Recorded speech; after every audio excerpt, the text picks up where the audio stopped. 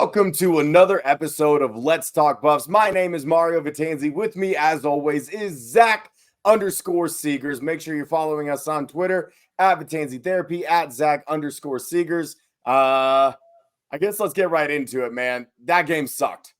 You know, we've been talking week after week on this ridiculous losing skid that the team is on. And we're like, can they find one more win?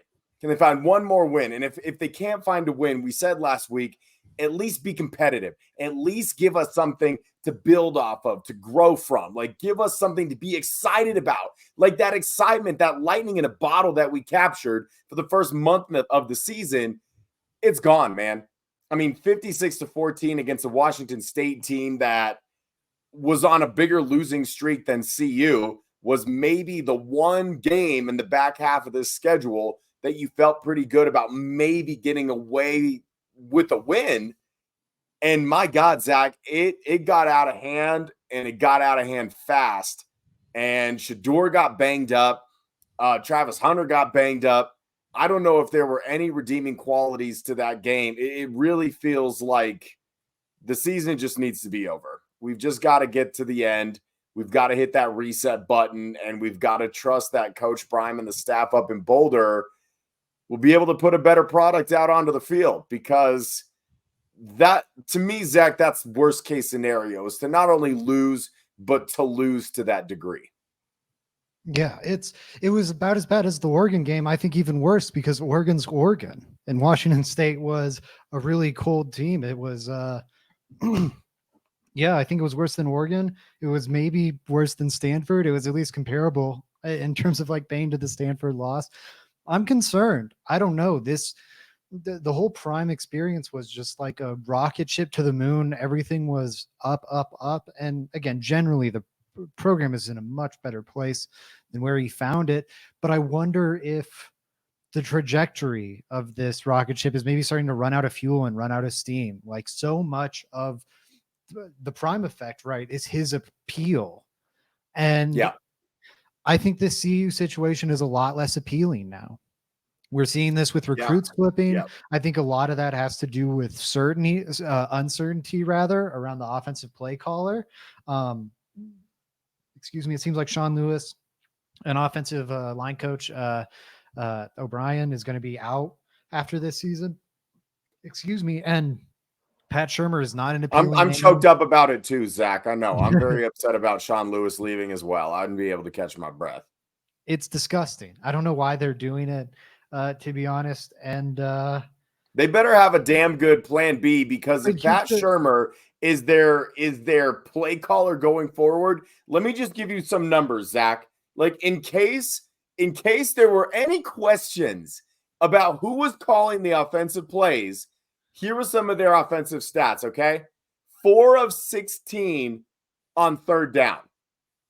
255 total yards versus Washington State's 469.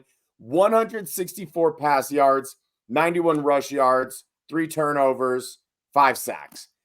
If that doesn't encapsulate a Pat Shurmur offense, I don't know what does. You're terrible on third down conversions. You can't keep your offense on the field. You run the ball a little bit, but it's not super effective. And you have under 100 pass yards. It's embarrassing. And it's such a far cry from what we saw from the Sha Lewis offense early. And the biggest concern that I have, Zach, because here's the thing, man, we've spoken ad nauseum about how they've already exceeded the expectations, right? The fact that they won more than one game, like, we're already better. But the disconcerting thing is that when you hit these bumps and bruises in the middle of the season, when you played Oregon, when you played USC, you know, the games that nobody really expected you to win, but you wanted to be competitive. And it's like, oh, man, they almost beat USC. That was almost a really good game. And then everything, I think, just kind of took a turn for the worse during that Stanford game. I mean, you and I were texting during the first half of that game, 29-0. We're like, this is what we want to see. This is what we need to see. This is how the offense should look. This is how the defense should look. Like, it was all starting to crystallize, Zach. Finally, it was all coming together. Like, yeah, it's only Stanford, and They're probably the worst team in the Pac-12, so it is what it is. But this is what good teams do. This is what competitive teams do. What contenders do is they beat the brakes off of the bad teams.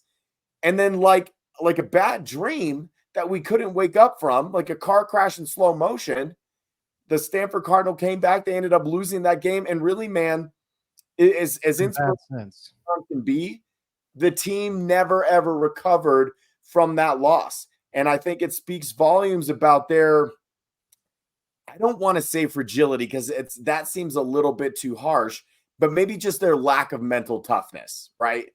And man, I don't even know what to expect from Utah, Zach. I mean, they're not going to win this football game. God, I hope it's close. I hope it's competitive. I don't know if Shador is going to play. I mean, at this point, if you're Shador or if you're Travis Hunter, do you even want to play with the way that things are going? Like, why would you risk injury? You know that you're going to be back next year. And I'm sure they're too competitive to actually sit out. But as far as expectations, I got nothing for you, man. I would love for them to look somewhat competent. I would like for them to have some sort of offensive game plan, because as bad as this skid has been, this losing streak has been, I don't think the offense has looked worse than it has under Pat Shurmur. And I know there's no shock there whatsoever. Yeah, no, I think it's definitely worse with Pat Shurmur. And that's kind of what I was getting at with the appeal of this team is way down. We're seeing the recruits go really ever since the Sha Lewis and offensive line coach move. Sorry, I'm having a brain fart there. Recruits have been exiting the program, which isn't great, including one of their good offensive line gets in Taylor Chandler. That's a big miss for this staff. And I don't know. It's just concerning. I think I don't know where they're going to go from here. It really is starting to raise some red flags, because now offensive, obviously they're going to replace Pat Shurmur, but you got Sha Lewis, who was running one of the top offenses in the nation, to leave his head coaching position to come become an offensive coordinator here. And then this is what replace him? Exactly. You replace him to him. That is what a are we bad doing? message. That is a bad message to the other prospective offensive coordinators that are out there. It's going to limit your ability to get a great offensive coordinator, and that's going to limit your ability to keep these really great recruits interested in CU. The appeal factor, which is what I think the prime effect is, or it's one of its greatest weapons. I don't think it's what it's all about, but it's one of its greatest weapons. That weapon has dulled a lot in recent weeks, and I think they can turn it around from here, but I'm probably the most concerned I've been since Prime was hired. Like, even in the offseason, I was like, this is going to work. It's going to be great. This is right now probably the most concerned I've been about the whole experience. And not that I think it's going to blow up. I'm just worried, dang, maybe being a contender was way too much for this team. Maybe they will max out at 7-5 or 8-4, because I don't know if they'll be able to build the foundation with the way things are going. Yeah, I'm glad you took it there, because I was just about to ask. Our expectations, or I guess our hopes, our lofty expectations, were that this team would eventually get to the point where they could be in the college football playoff. And again, they're expanding it to 16 teams, right? I think, is that next season? So realistically, it wouldn't be terribly difficult. I mean, you'd have to be one of the top 16 teams in the country. I think that's very doable.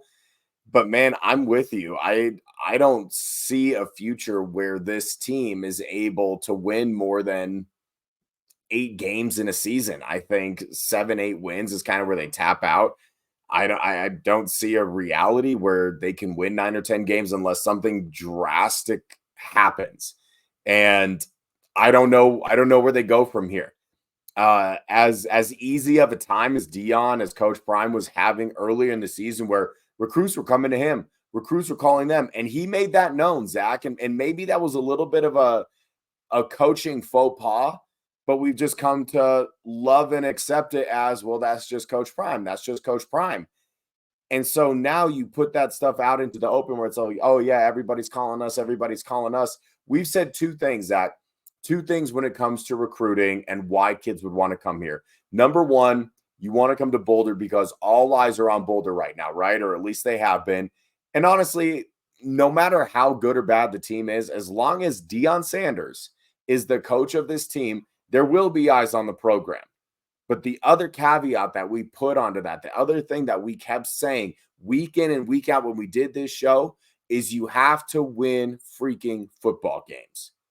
Because you can have all the fanfare, the circus, the parade, all the you name up in lights and everything that you could ask for.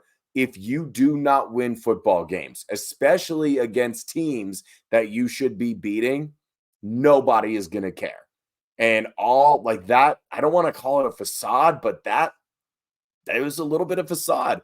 It wore off. And once it wore off, people are volatile, and they fell out of love with Dion and the CU Buffs just as quickly as they fell in love with them.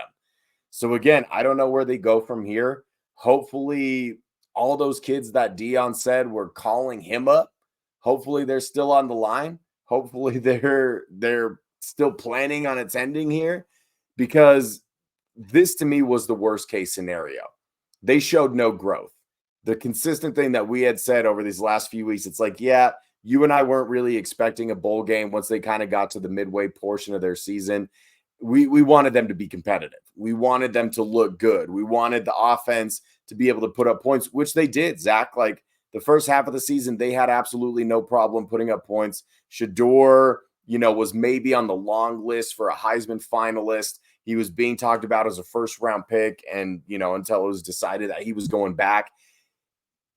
And it blows my mind that you have a talent in Shedeur. You have talent that you do in Travis Hunter, the receivers that they have, the running backs that they have, and they can't muster over 300 total yards of offense at the college level against a team that had one of the longest losing streaks in the NCAA and the longest of the Pac-12. Like, it's a depressing thought, man.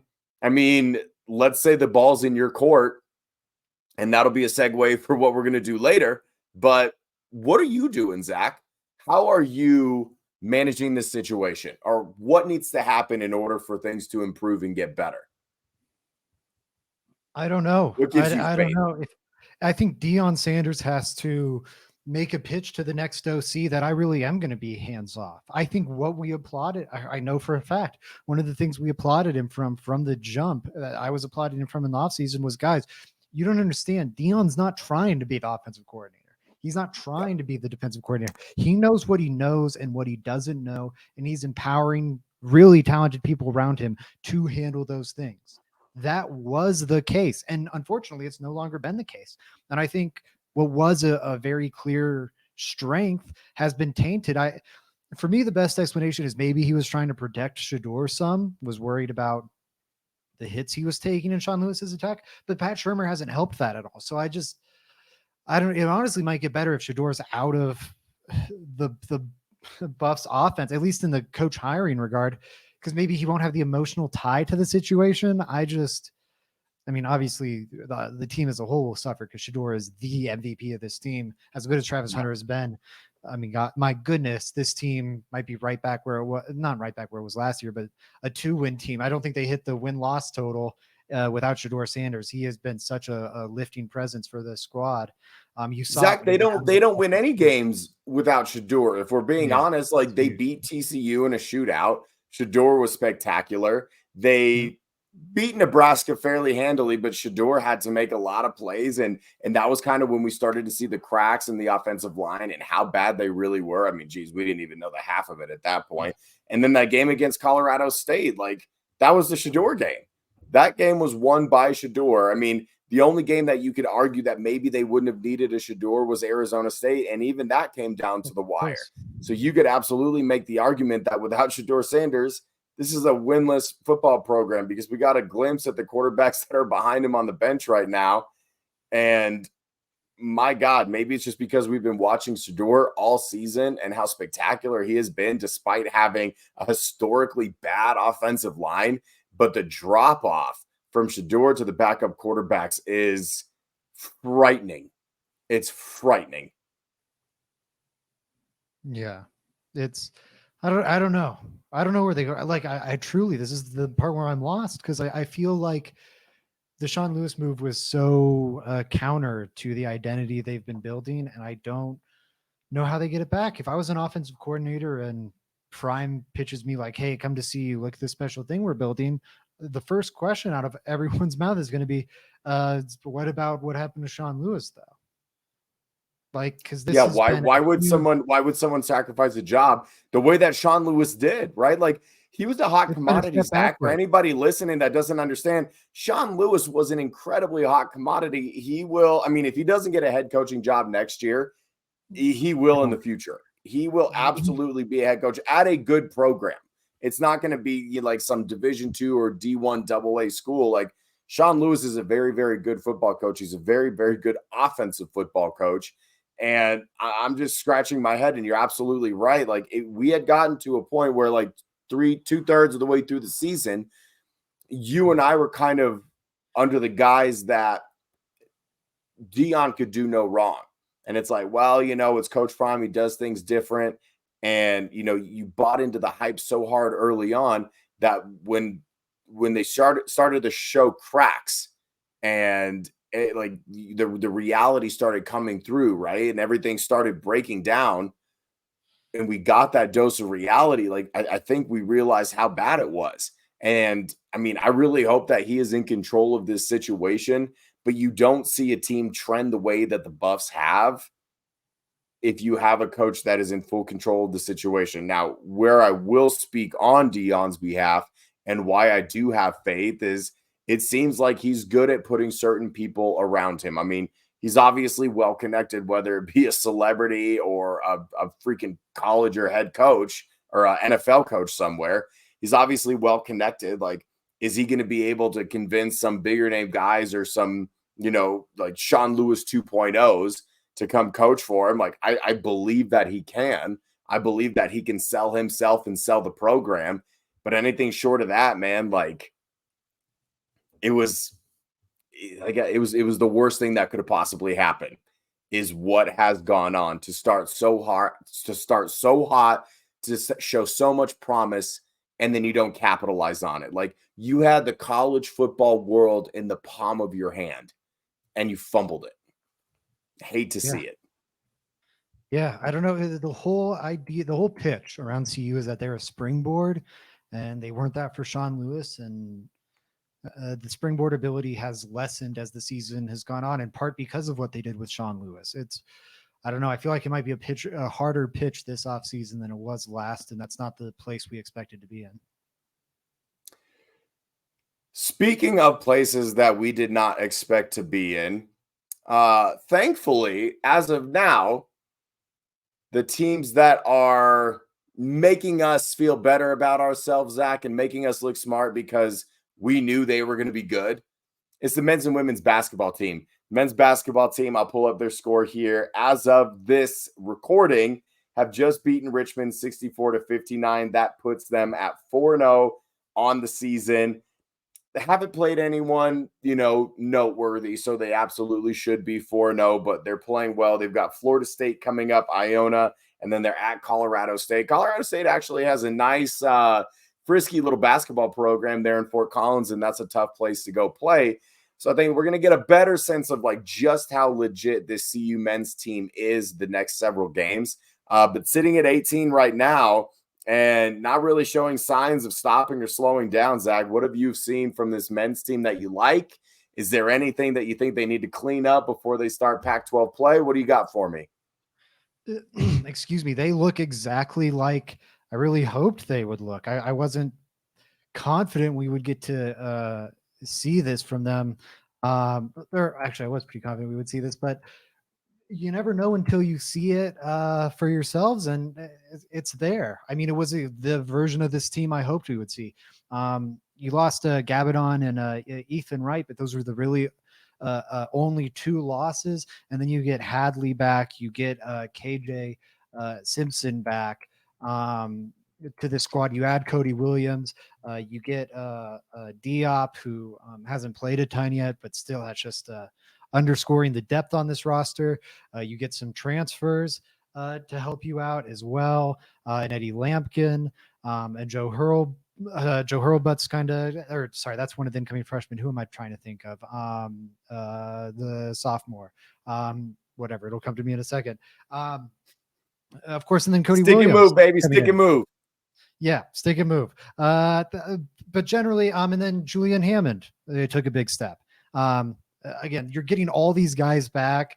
You're getting reinforcements, guys you lost due to injury, and that really hurt last year's team. But it forced your guys to get a lot of minutes. It forced Luke O'Brien to step into a starting role. Now he's like back to a more reduced role. It forced Julian Hammond into a starting role. Now he's back to like, I think he's still playing like 30 minutes, but it's not the weight of the offense isn't on him like it was when KJ Simpson's out, but he's been tested in that way now. And it looks that way. Like this team looks wildly deep. I haven't been watching men's basketball across the country, but I think they are going to be one of the deepest squads around. They might not be able to compete with Houston or Kansas or Arizona's top end talent.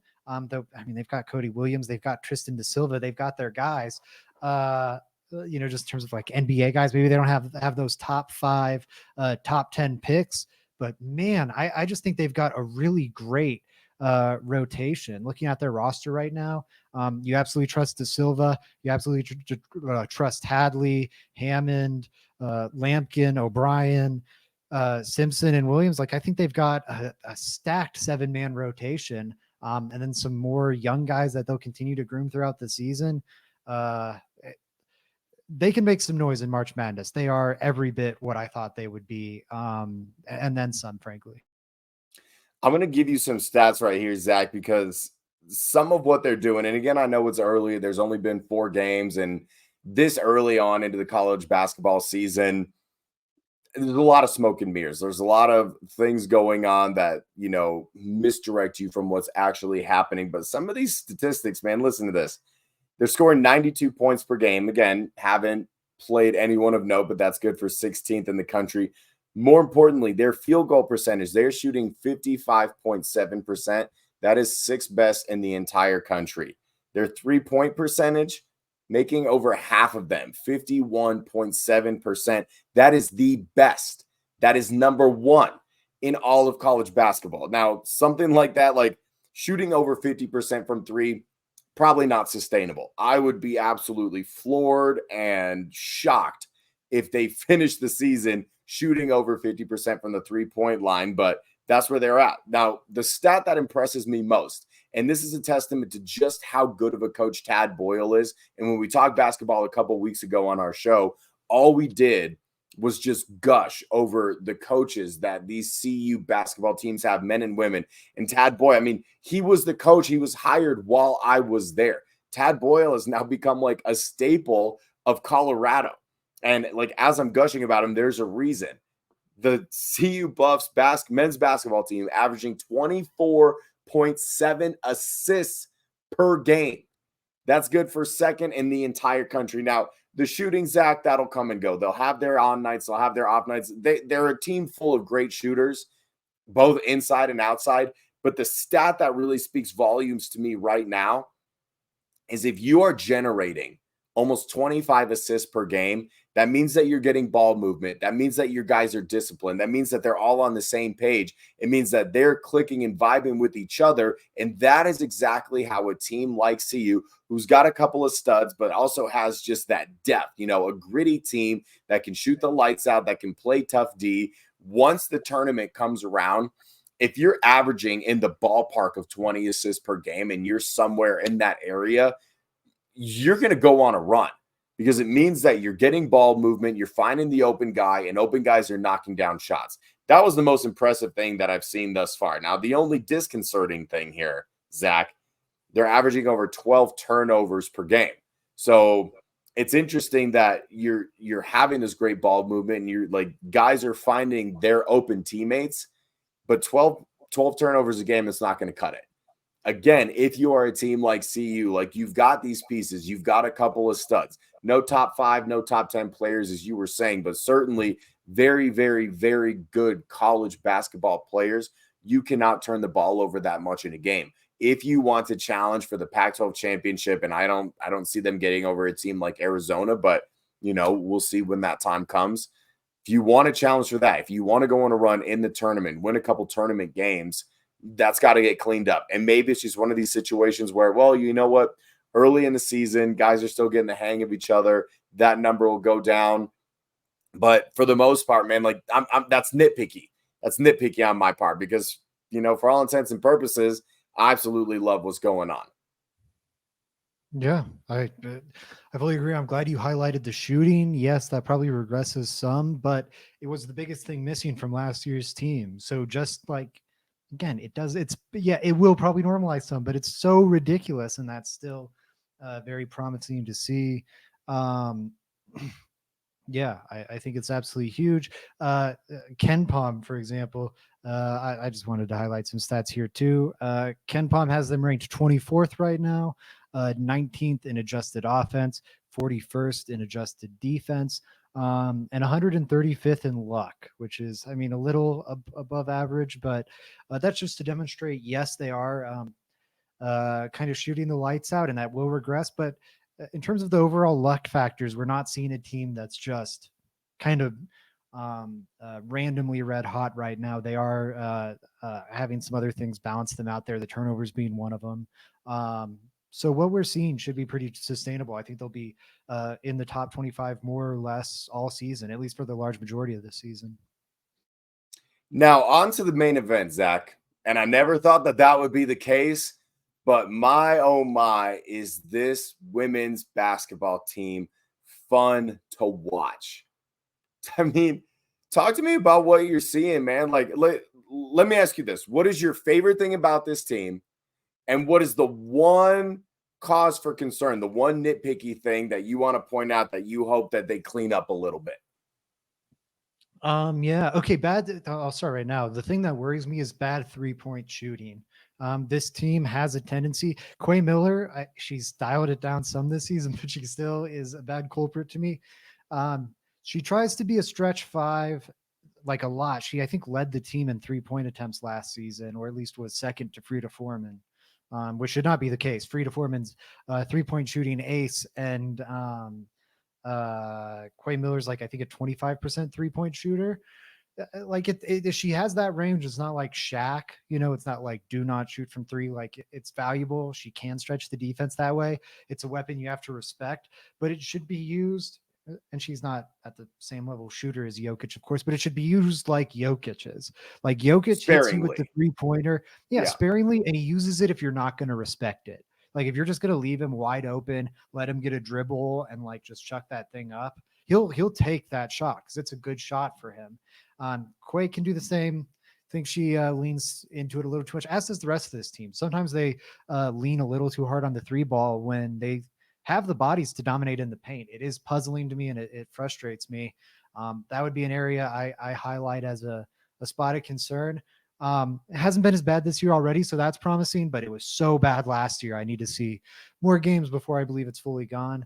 The most promising thing to me, hey, we've raved about the depth. We've raved, I think, about all the pieces coming about and the chemistry this unit has, and the coaching and yada yada yada. All that's true.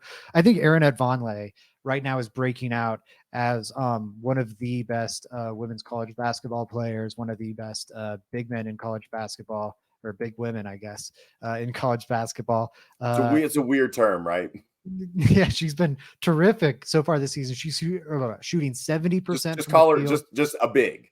One of the best bigs. That's better. It's gender neutral, man. You gotta get your pronouns right, Zach. It's 2023, dude. Me modern. You better be careful, bro. They're gonna come cancel you. But 71% from the field, 70.6% from the charity stripe, and then averaging 19.5, 6.5, and 2.8 right now. One of the top scorers in women's basketball. She's not going to top Caitlin Clark or anything, but she's playing unbelievable basketball right now. I think it's getting underrated. Shaquille O'Neal, sorry, I'm rambling a bit, but Shaquille O'Neal came in to the CU women's locker room to compliment her after her game against LSU and Angel Reese and how talented that squad is. So yeah, Aaron Vonleh has been awesome. I think she's emerging as the best player on this team and one of the better bigs in college basketball, women's college basketball. And I'm excited to see more. I think they've got their Tristan da Silva, their knockout punch now. Absolutely. I can't wait to see how these teams grow together, man. And it's like I I don't know how long it's been since both of these teams not only were ranked, but by season's end could very reasonably be top 10, top 15 basketball teams. So I'm excited to see how the rest of the season pans out. One more thing that I wanted to touch on. So we're going to circle back to football really quick. I mean, it's not directly football; it's more of a Dion story because there's always a Dion story, right, Zach? I sent you this article. I wanted to get your reaction, then I'll give you mine. And then if you're listening, you go tell us in the comments below or find us on Twitter again at Vitanzi Therapy at Zach_Seegers.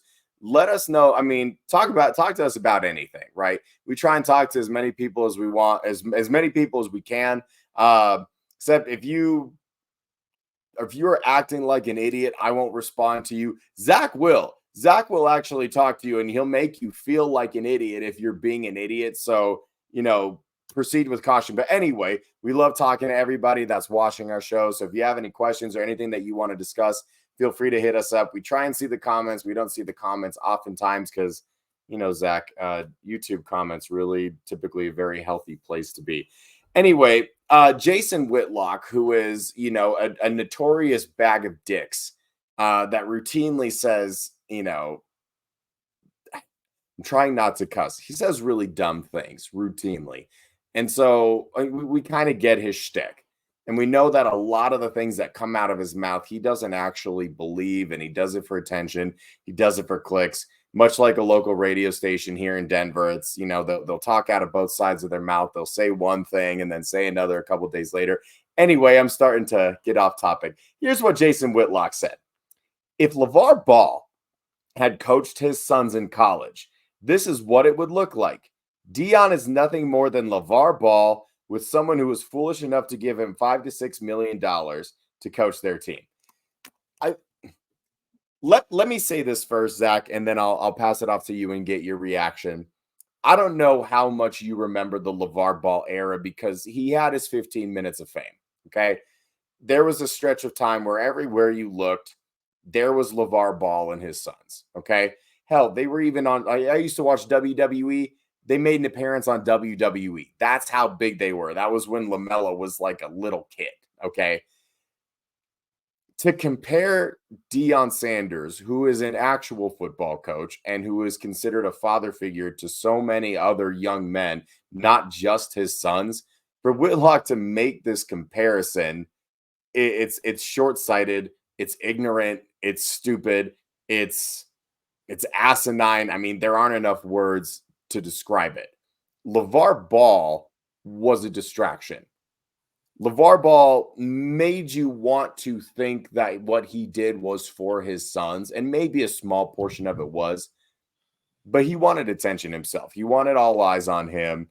He wanted his sons to succeed because it would make him look good. So to me, everything that he did was in a very selfish manner. Whereas on the other hand, it's like, yeah, is Dion a selfish person in the fact that like he attracts a lot of attention? Yeah, that's more of his personality. But in terms of how they've actually handled situations, Zach, and how they handle the media and how they are, like how they exist as a human being, could not be further from the truth. And it's sickening. And I usually don't like to do this. I don't like to give any sort of platform or any sort of oxygen to, like a moron like this who just says things to say them. But this is also what we do on a podcast. We talk about stories. And so we're going to talk about a story of some moron trying to say something for clout. What do you think? Yeah, I mean, that's exactly what it is. It's hard, I think, to give a shit about your analysis and like try and consistently like put effort and thought into it, especially when compared to just being a hack. And frankly, there's a whole sect of media, frankly, on both sides of the political aisle, That is, I'm just going to pander to my audience. It's on both sides of every aisle. Like I don't think it's political in Denver, but you see, I think shows that are all about let me blow smoke up the Broncos' ass and say how everything's great and rosy with the team, even when maybe it's not.